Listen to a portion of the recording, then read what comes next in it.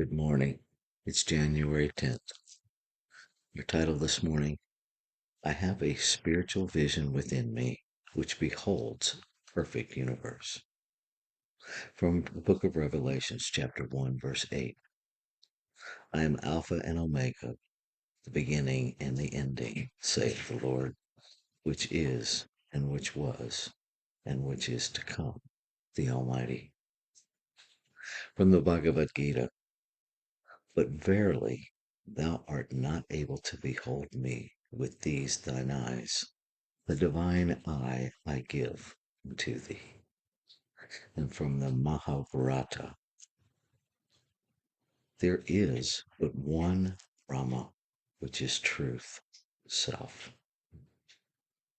It is from ignorance of that one that all the Godheads have been conceived to be diverse. And so our reading begins. Spirit is absolute cause, as absolute cause, is the beginning and end of everything. If we place complete reliance upon this Spirit as being the adequate cause, then we may certainly place complete reliance upon it as producing the desired effect. When we give a spiritual mind treatment, we are using this absolute cause, which is the alpha. From it automatically proceeds the effect, which is the omega. Thus, the treatment contains the potential possibility of its own answer. Jesus said, the words that I speak unto you, they are spirit and they are life. He knew that because he consciously dealt with first cause, there would be no question about the effect. Our lesson says that a lack of the realization that there is but one final power has given rise to the belief in many gods. Some of these gods we call evil, lack, want, limitation, pain, death. These false gods must be deserted for there to be one, which is truth's self. We are told that while we cannot behold the invisible presence with these physical eyes, these divine eyes I give unto thee, there is an identical meaning with the saying of Jesus that spiritual things must be spiritually discerned. And our affirmation this morning,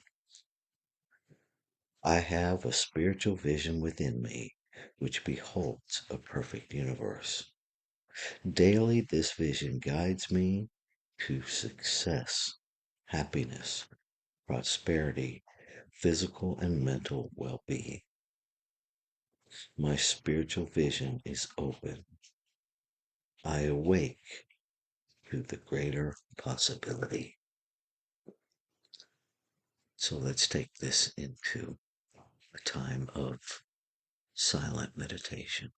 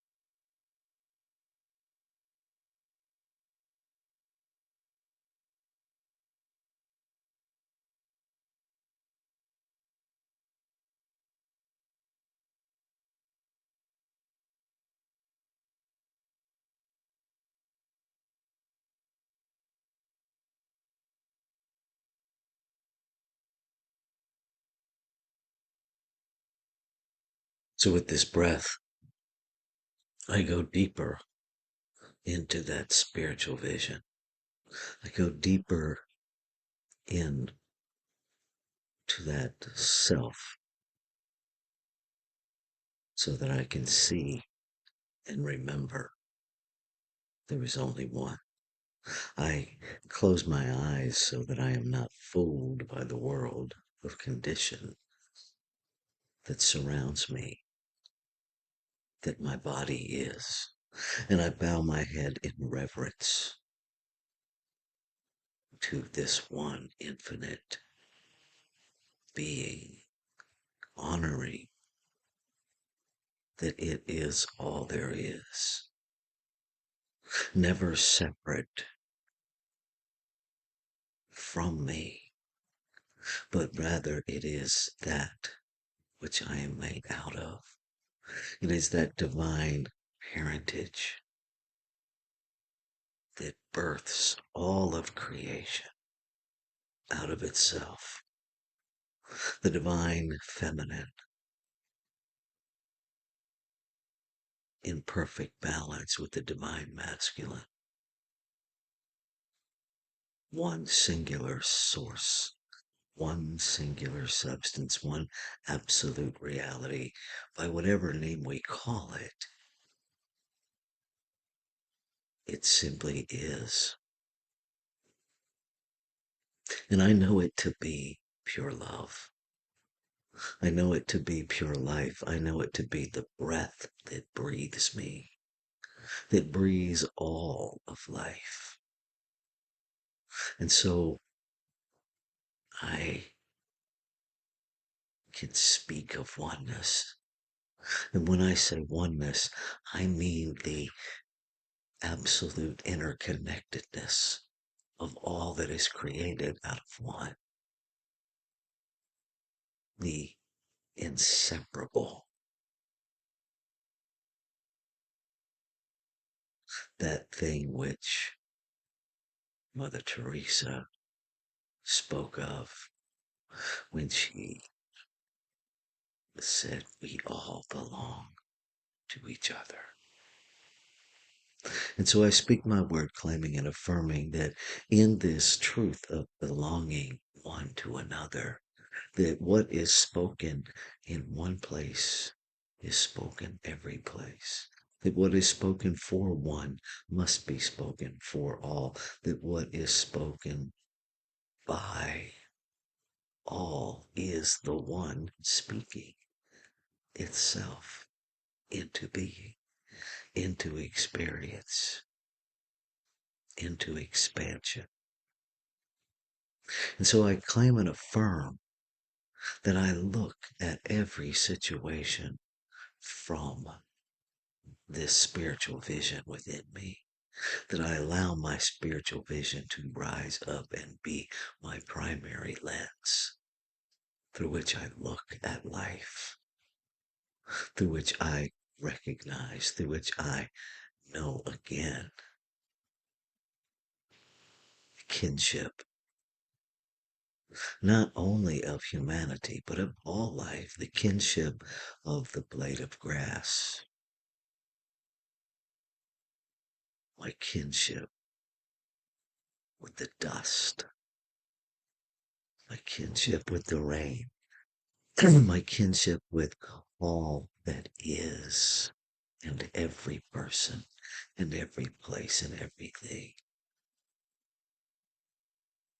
I choose to see rightly rather than to be right. I choose to see all that is present